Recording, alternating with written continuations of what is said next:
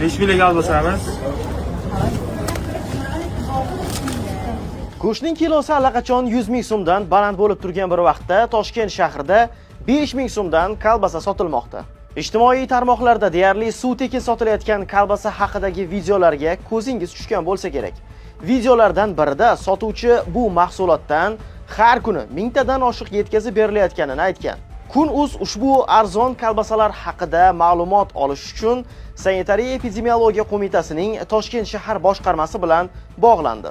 Idora taqdim etgan munosabatda ushbu kolbasaning tarkibi noma'lumligi, mahsulot sifati tasdiqlanmagani, ishlab chiqaruvchisi va yaroqlilik muddati bo'yicha aniq ma'lumot mavjud emasligi qayd etilgan. Sanitariya epidemiologiya stansiyasiga ko'ra, sanitariya talablari bo'yicha mahsulot qadog'ida ishlab chiqaruvchi, tarkib, saqlash sharoiti va yaroqlilik muddati kabi ma'lumotlar bo'lishi shart.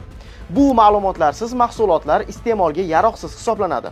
Ma'lum qilinishicha, arzon kolbasa sotuvchilari 2 marta ogohlantirilgan va ularga nisbatan jarima qo'llangan. Katta miqdordagi kolbasa mahsulotlari yo'q qilingan. Boshqarma shuningdek ushbu kolbasalar masalasi Biznes ombudsman bilan hamkorlikda o'rganilayotganini va uning natijalari yuzasidan qo'shimcha ma'lumot berilishini bildirdi.